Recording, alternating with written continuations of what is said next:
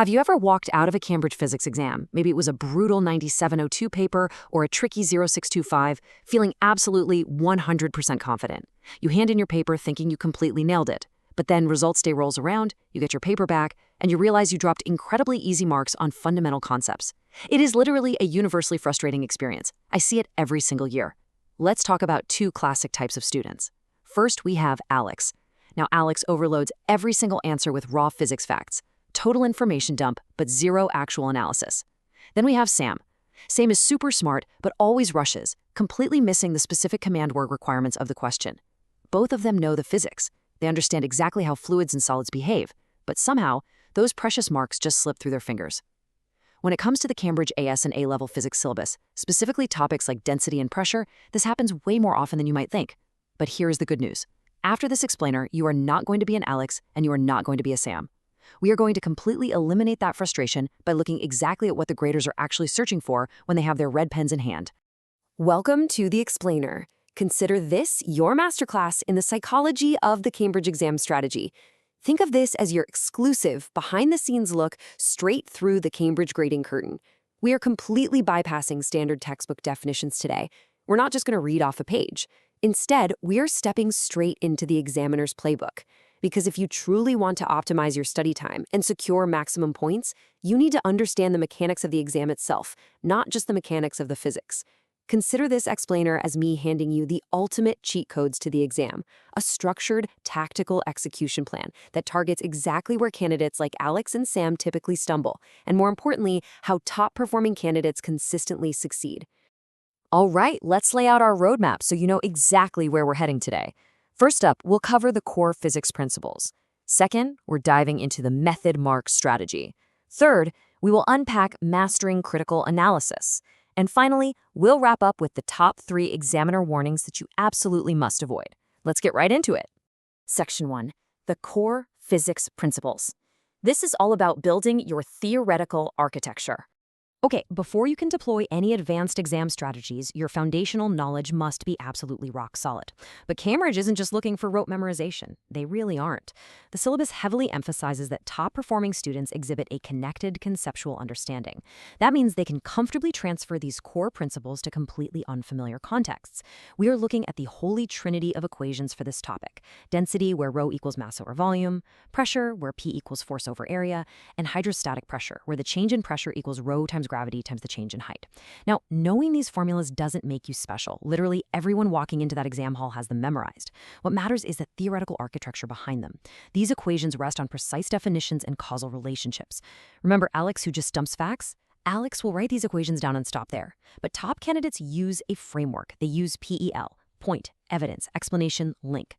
When asked about hydrostatic pressure, they make their point, they provide the evidence from the data given, they explain using this exact equation, and they link it back to the specific context. According to the principal examiner reports, candidates who explicitly reference cross-topic connections, for example, linking hydrostatic pressure back to core mechanics or forces, achieve significantly higher marks.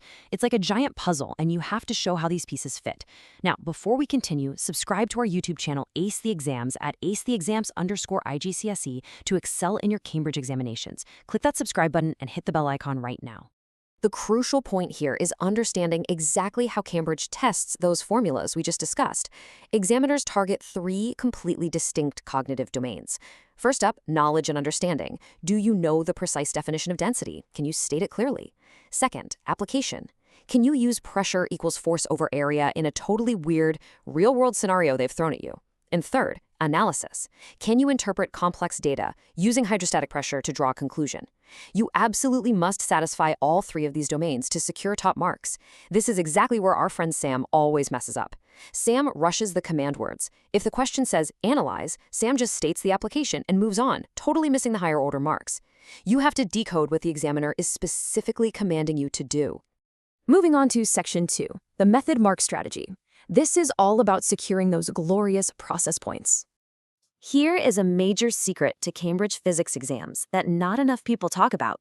Examiners actually award marks for a clear, systematic, analytical process. We call these process points or method marks. Even if your final calculation is slightly off because you pressed the wrong button on your calculator, a rigorous step-by-step presentation can literally save the majority of your grade. This is the transformation phase. Let's build your physics success blueprint.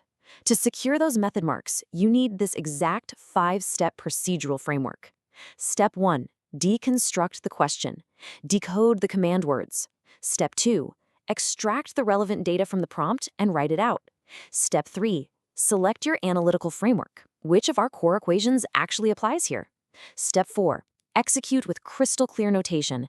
Please do not skip steps in your algebra. Show every single move. And finally, Step 5, present your final answer with the correct terminology and units. Contrast this with the average student who just throws numbers at a page and prays something sticks. This 5-step process is precise, it's professional, and it's exactly what examiners want to see. And hey, stop scrolling. Subscribe to our YouTube channel AC Exams at acetheexams_IGCS to excel in your Cambridge examinations. We've helped thousands of students improve by 2 to 3 grade boundaries. Join them right now by subscribing to @acetheexams_IGCS and turn on all notifications so you never miss our weekly exam strategy sessions.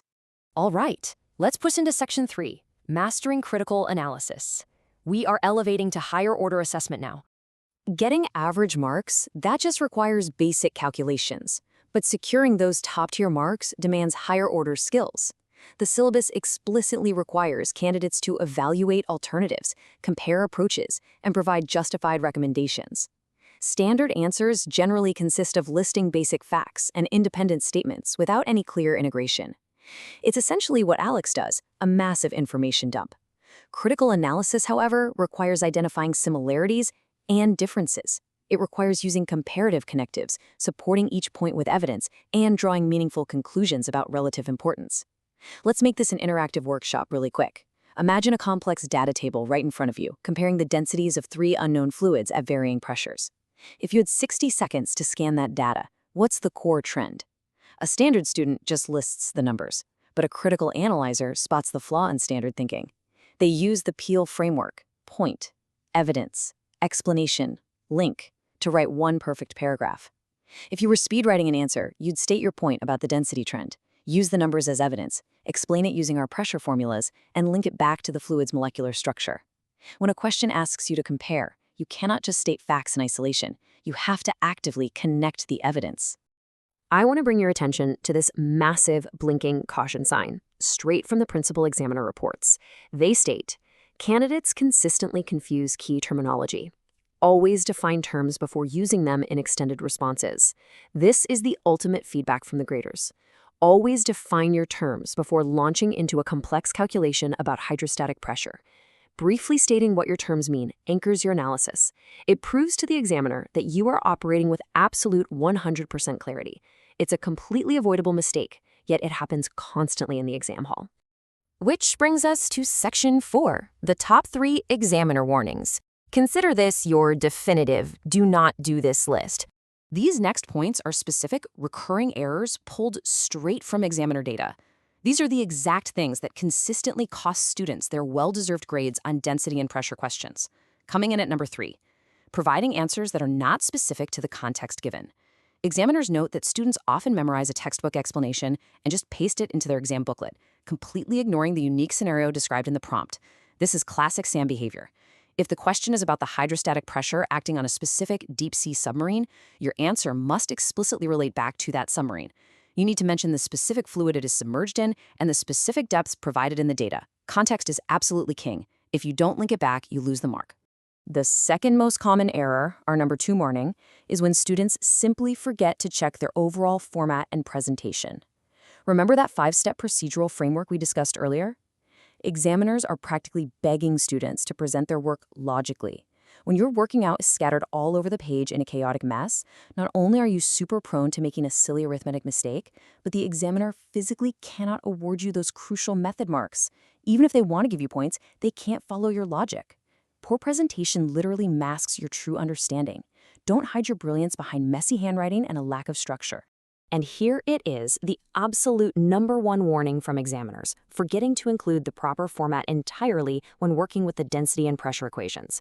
This means missing out the formula statement at the very beginning, forgetting to write down rho equals mass over volume before plugging in your numbers, or, and this hurts the most, completely dropping the SI units in your final answer. You can almost hear the examiner sighing in frustration over this one. These are the absolute easiest marks on the entire paper, and they are lost simply because candidates rush and forget the foundational formatting rules. To guarantee top marks, you need a final system. Rule 1, command word decoding. Rule 2, ruthless peel framework application. And Rule 3, a time management matrix so you never rush the easy points. To combat all of this, the Examiner Insights actually recommend a specific memory hack. Create your own mnemonic using the first letters of key terms for density, pressure, and hydrostatic pressure. By locking in a memorable, maybe even kind of silly phrase, you anchor these definitions securely in your mind. This simple cognitive trick prevents the exact terminology confusion that examiners penalize year after year. It guarantees you will remember the core variables, mass, volume, force, area, gravity, and height, even when the intense ticking clock pressure of the exam room kicks in. You know, students who implement these physics strategies see an average improvement of 2 grade boundaries, but only if they practice consistently with our weekly videos. So, the ball is entirely in your court now. You possess the examiner's playbook for density and pressure. You have the theoretical architecture, the 5-step process framework, the peel strategy, and the definitive list of pitfalls to avoid. The next time you sit down with a past paper, are you going to be an Alex and write a scattered information dump hoping for partial credit? Or are you going to execute a flawless top-tier analysis? The choice, and ultimately the grade, is entirely yours.